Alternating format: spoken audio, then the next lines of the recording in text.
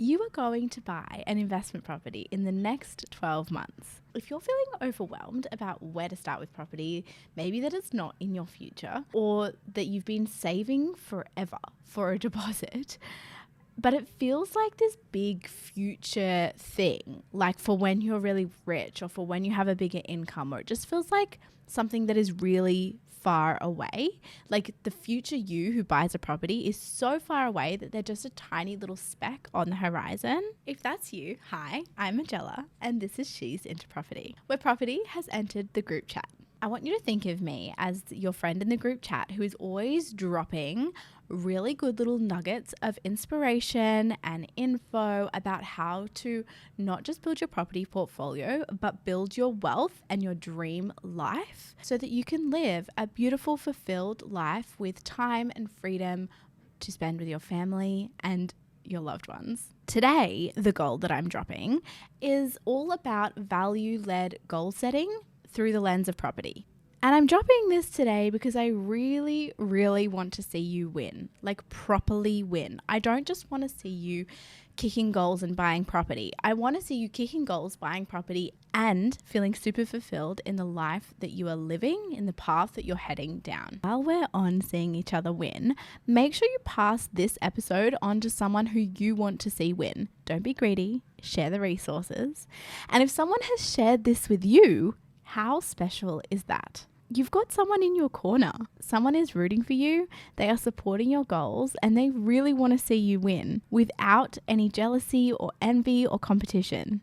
They genuinely want to see you thrive. That makes you one of the luckiest people in the world. So hold on tight to that friendship. This is the most positive, hype group chat you will ever be a part of, where your wins are genuinely celebrated. You do not have to be afraid of downplaying any of your successes. We are here to lift each other up and to make sure that everyone wins as much as or more than we do. Today we're getting super clear on our goals so that we can win with property. This looks like getting clear on our life goals as well as our property goals, and getting super clear on our immediate next steps so that you can walk away from this episode knowing exactly what you need to do next. By the end of this chat, you're going to know exactly what your big goals are for life and for property and how they align with your values. This is crucial for not only reaching your goals, but for also feeling fulfilled along the journey and not hating your life as you reach for something really big. We're going to dive deeper into actionable steps in the coming episodes, but by the end of today, you are going to have a really clear idea of what you can go and do immediately after this ends, or tomorrow or this week. Get that momentum, get that progress going. The science of incremental illusion is very loud and very clear. If you take actionable progress and you make progress right from the get-go, you are more likely to reach your goals. There is no gatekeeping here. If you would like a free checklist so that you know exactly what your next steps are, you can download that below. I have also linked our exact project management system of our life that you can use if you wish, so that you can really get laser focused on your next big goal. Whether that's your first property, your next property, whatever it is there for you to download and use. Good luck. 2 years ago, I couldn't even hold a decent conversation about property.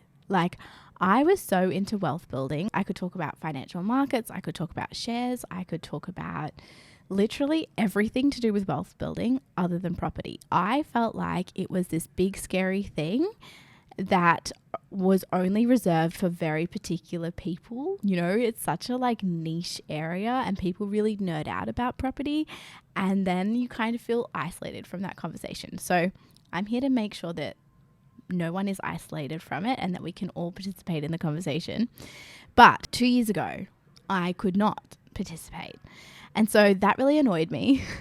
And I felt like I was excluded from a lot of conversations, not by other people, but by my lack of knowledge and also by my doubt. Because once I started to learn, I was like, oh, this is actually really simple.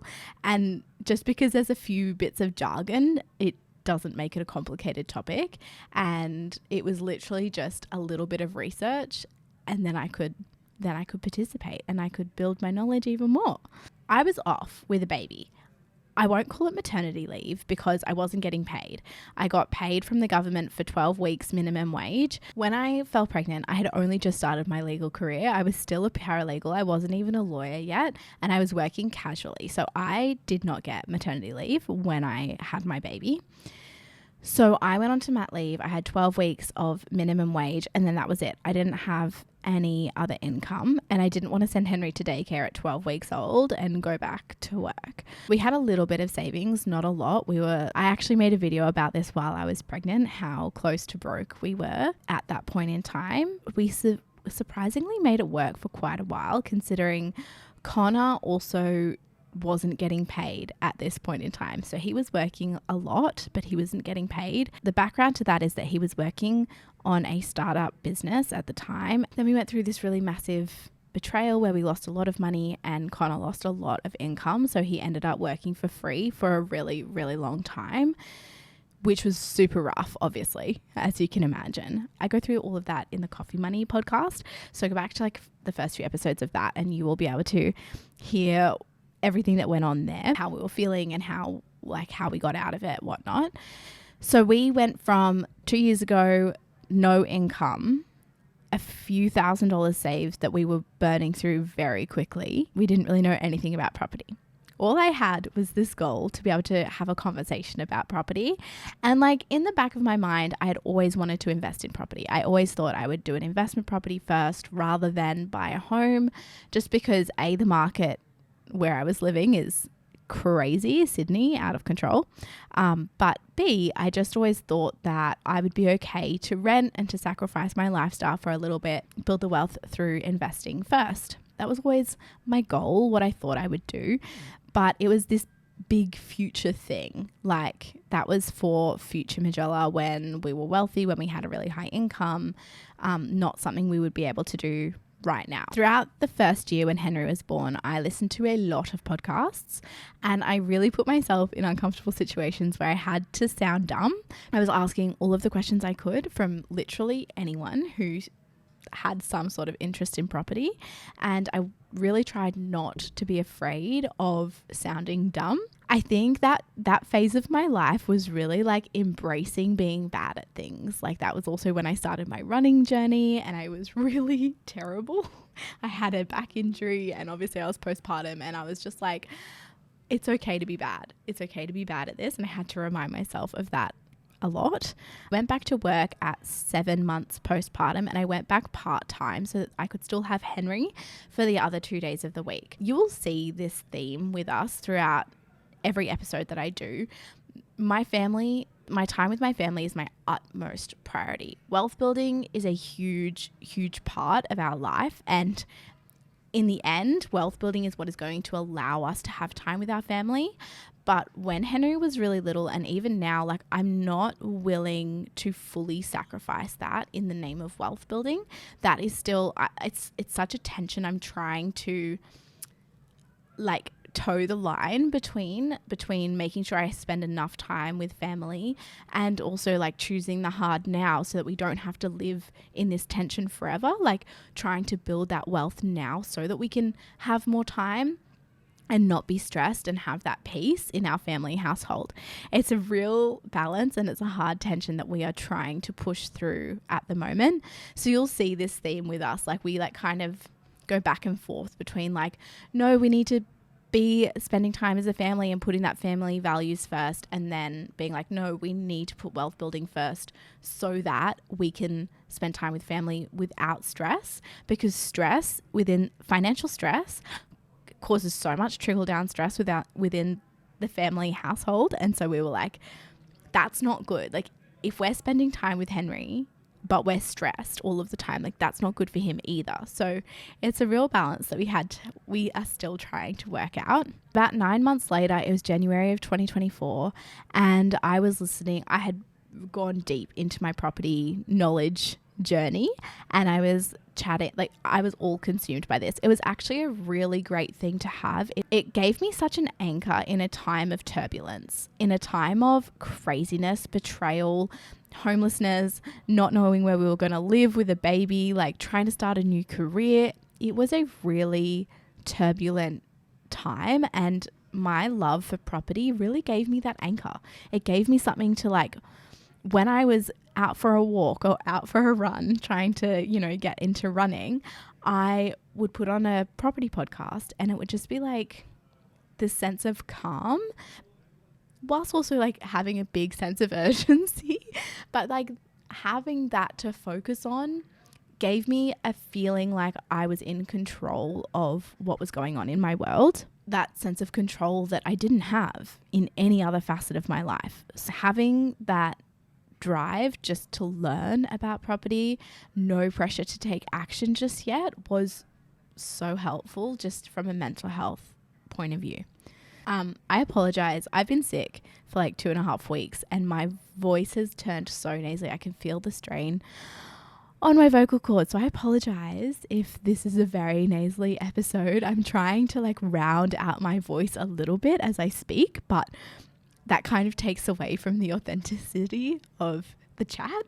So I'm trying to like find the balance of making this nicer on your ears, but also just having a real life genuine chat. So bear with me. So January of 2024, I was out on a run and I was listening to This Is Property with John Pidgeon. I think he was talking about interest rates. We'd just gone through a period of interest rates like climbing, and they were set to start declining in 2025. And I was like, okay, if the interest rates start to decline, everyone's going to come back into the market, which means like prices are going to go up again. And so I was like, we have to take action in January of 2025. Like ideally we do it 2024, but obviously we have one part-time income for a family of 3. We can't even afford rent. Like we have $7,000 saved. We were not in a position to buy. I came home from the run. I said to Connor, January of 2025, we're going to buy a property. And he just kind of looked at me. He was like, yep, okay, sure. Okay. And I was like, no, I'm dead serious. We're buying a property in January of 2025. I was like, I've mapped it out. I'm going to get a promotion. I'm going to go full time and we're going to save our butts off and we're going to get property in 2025. At that point in time, my full-time salary was only $95,000, including super. So I don't know what I thought was going to happen, but I got really laser focused on this. 9 months later, September of 2024, Connor had gotten on the bandwagon. We had 2 full-time incomes. By January of 2025, we were ready to buy a property and we bought a property in April of 2025. This was a huge turnaround for us, like financially and also emotionally speaking. I truly believe that this quick turnaround, this success, came down to a really spontaneous, accidental, but super clever and deep project management of our life for the financial year of 2024 to 2025. We're going to go into that project management plan that we drew up for our life. We called it Project Phoenix because we were rising from the ashes. And we're going to take a look at how we centered our life around value-driven goals. So when our life became so turbulent and chaotic, we implemented Project Phoenix. This is the project management system that I was talking about. We sat down together and we started trying to flesh out what were our financial goals for the financial year of 2024 to 2025.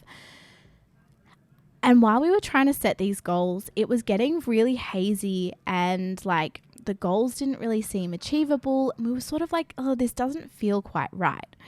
So we paused and I just said to Connor, like, maybe we need to think about why we're doing this. Like, what are our values? What are we trying to achieve? Because what our history revealed was that we had been living our maintenance values whilst in our building phase. We had been living family time and entrepreneurship and financial freedom as if we were financially free, as if we had that financial peace, but we didn't. And so that came at the cost of our core values of calmness and stability within the family home. So we realized that our values needed a reprioritization and we needed to really refocus back on wealth building and sort of let ownership of our time and family time take a back seat just for a little while.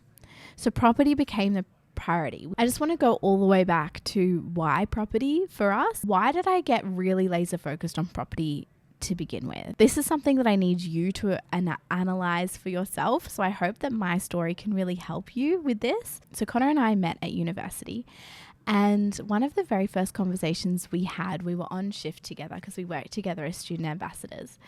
We were on shift together and he was sort of asking me about my life goals and where I saw myself, where I wanted to go. I remember really clearly telling him about this goal I had to run a charity. I'd done a lot of disability support work throughout my university days. I was doing that as like a casual job. Thought about like if people with a disability are struggling here in Australia to find fulfilling work and to fit into society, like imagine what's happening in other countries that weren't as wealthy. So I had this like really overarching goal to kind of take it international and create this grassroots system where the organization like took people with a disability and gave them the ability to contribute to their community, to their society in this really meaningful and productive way. When I was visualizing this, when I was sort of really thinking about how it could work, I was really conscious of how charities often have these grand ideas but get lost along the way, and there's like a lot of overhead costs, and there's I just really wanted to be like in the grassroots of it all. I wanted to be the one on the ground doing the work, making sure that it didn't lose its authenticity and its overall purpose. But then I had this competing goal, which was to have a family and to have children. I've always wanted to have children and to have a big family.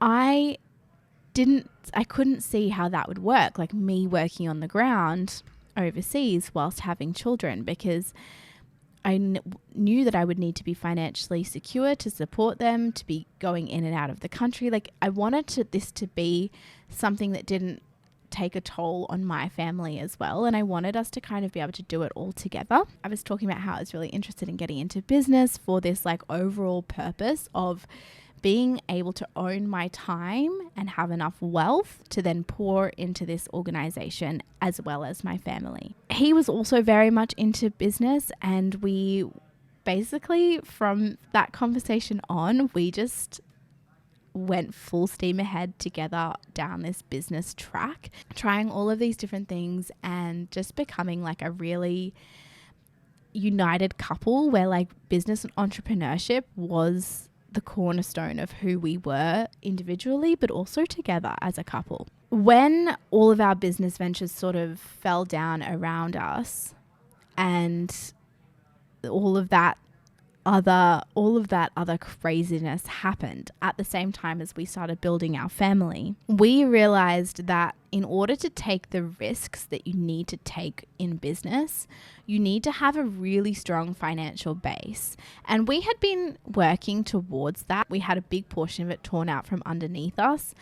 And also we just didn't have a large enough shovel. We didn't have a large enough fire hose. Our income wasn't large enough to fuel the rate of investment that we needed in order to be stable enough to have a baby, to grow our family, and also take these sort of risks in business. We weren't stable enough in our base in order to take these risks in business, especially when we had a baby. I think that was key. Like we were so willing to take the risks when it was just the two of us, but once a baby was there, we couldn't do that. This is where property entered. I realized that we could use property to replace our incomes, to replace at least $100,000 of our income so that we could have this stable base, this stable rock of our finances to then be able to leverage off that and go into business. Now where we are is my focus is a lot more narrow. Like I'm much more like honed in to my family, to building up stability, and to really kind of like putting on our own oxygen mask before we like leap off and start thinking in that bigger picture again. But I'm really hoping that in the future, all of our endeavors can lead us back to that like overarching goal of really value driven work that impacts people who need it the most. So property became the priority. We realized that we needed to boost our incomes, to do whatever we needed to do to get that income up. and to save what we needed to save in order to really get on board with property, so that that could be the catapult for our business, which would catapult us into having ownership over our time, so that we could have the freedom and the choices to pour into our family and to really ensure that our family had this like core value of generosity and potentially going on this like charitable endeavor as a family. So when you look at that story as a whole, you realize that for us, our property journey is not just about building a property portfolio.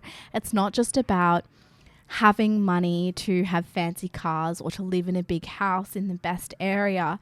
It's about designing a life where we have ownership over our time. It's about designing a life where we can lean into our creative, entrepreneurial, and charitable endeavors, where we can pour into our children and bring up really well-rounded, grounded children. You can see then that for us, property is so much more than just building wealth. It's about family.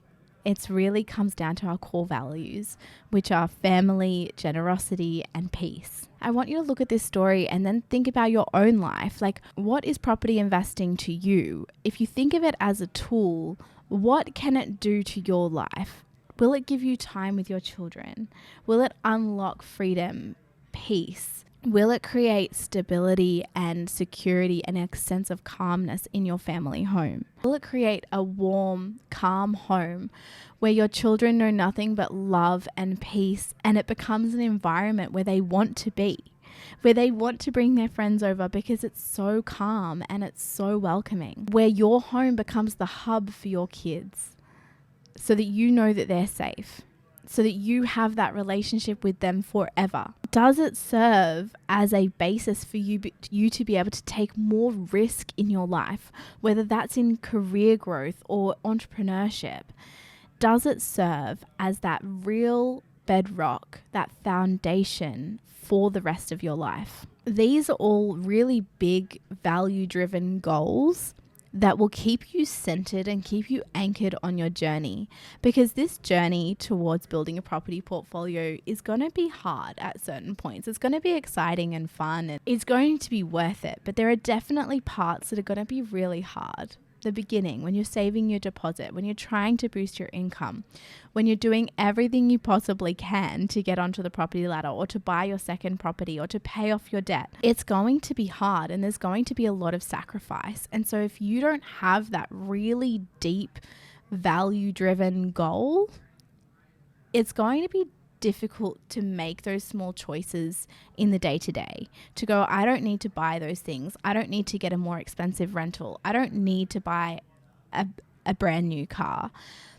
If you don't have those value-driven goals, those decisions are going to be really hard to make, and you're going to find yourself in a trap of like lifestyle creep and living a life that you're not ready for yet, that you can't actually afford to live just yet. Connor and I are so deep in this delayed gratification piece at the moment, and I can really see it's really hard.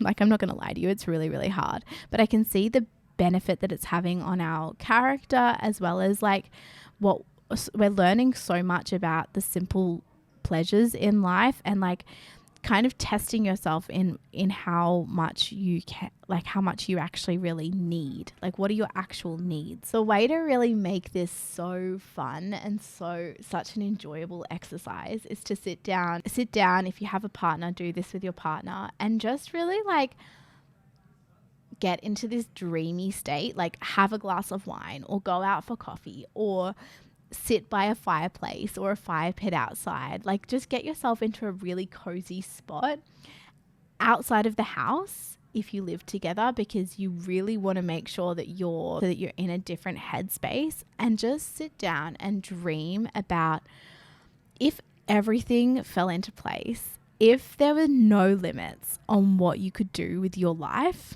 on how you lived your life every single day. If there were zero limits, what would that life look like for you? How would you guys live? Where would you live?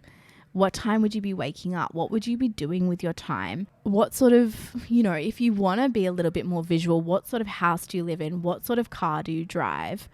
they might not be the driving force as to your like why, like maybe they're not important to you, but sometimes that can be a really nice visual reminder, and maybe it is important to you.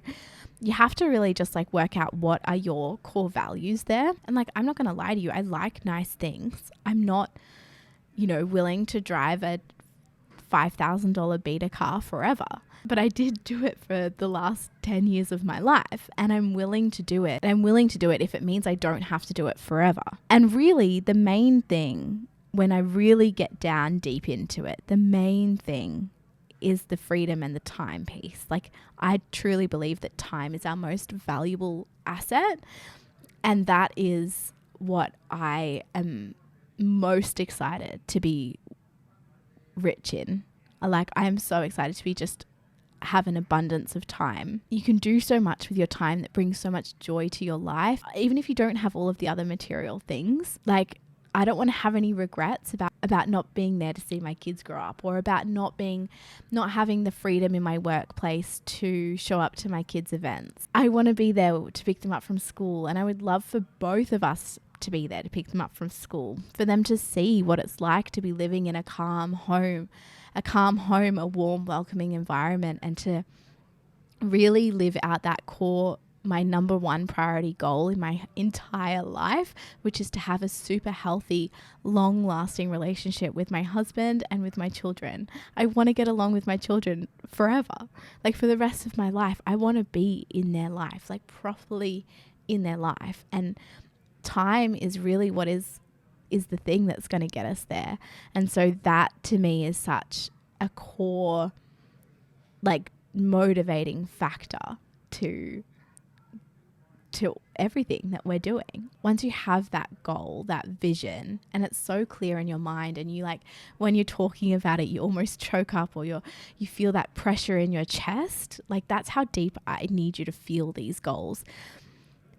Once you have those, then that's your North Star. That's what you're working towards. Clearly, that's not a goal that you can reach in the next few years. But now you know where you're headed and why you're headed that way.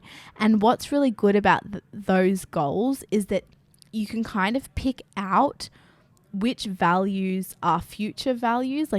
Like for us, the time piece is a future value that we are working towards. The value that we are achieving now is calmness in our family home. So we lay out the values and we have a look at which ones can come to the forefront now in our building phase, and which ones we are working towards in order to achieve in our maintenance phase. Once you have those core values and you can see which ones are the priority now and which ones are going to be the priority later, it allows you to let them flow on into the systems that you're going to implement to achieve these goals. So when we're talking about the systems, it's like, what is happening in the day-to-day? What are the very next steps, the overarching goals for the next 12 months? And what are the day-to-day things that we're doing in order to meet those 12-month goals? So if we're looking at our Project Phoenix, once we were aligned on property being our focus, our next step, we then had to get really clear on our immediate next steps. And so for us at that point in time, this time last year, our immediate next steps were to stabilize. We needed to get into a stable home that was calm and removed us from danger. 2, we needed to increase our income. So Connor needed to go out. He needed to remove himself from the situation he was in. He needed to have a fresh start and to start bringing income into the family home. I needed to go full time and I needed to get a lawyer position. We turned that around quite quickly. So July we had we set up this project management plan, and by September we were both in our new full-time roles. I think at the end of September we spoke to a broker, and October we spoke to a property strategist. We knew exactly what our next steps were. And that allowed us to just seamlessly move from one goal to the next. So our first goal was to stabilize. Our second goal was to get in to boost our income. Our third goal was to speak to a broker. Like, these were our mini steps that we needed to take in order to reach our 12-month goal of buying property. And because we had laid them out in this project management plan, it meant that like we just seamlessly rolled on. Like each week, we just knew exactly what was going. As we ticked one off, we just moved into the next one seamlessly. There was no resistance there. So while we were doing all of this, the moment that income started coming in, we were saving as much as we possibly could. And this comes back to the last episode that we did, like the audit of your financial situation.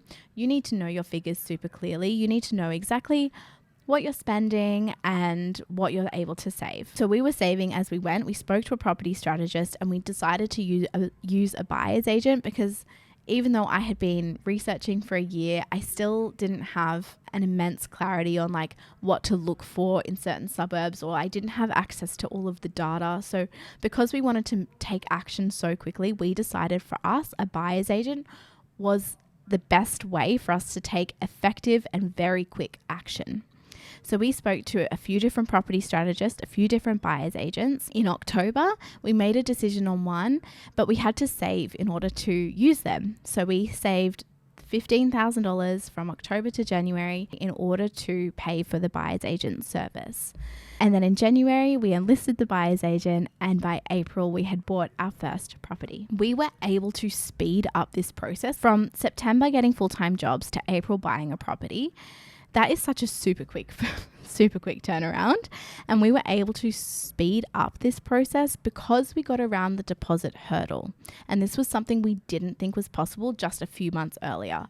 We didn't think that was possible before we spoke to our broker. I speak a lot about this in the next episode, which is all about taking action. So we've done the audit, we've done the value goal setting, and now we're taking action. Now we're letting those values bleed into our everyday life. We're setting up the systems and we're taking action. So that taking action, those systems that we're going to set up, that's all going to be in the next few episodes. So your immediate next steps now with where you're at is like getting clear on your current financial situation. It's knowing exactly how much you earn, how much you spend, and how much you can save. It's knowing your borrowing capacity, which is directly tied to your income and to your debt. So only your broker can know this. Each bank is different, and so it's really important that you speak to a broker about that.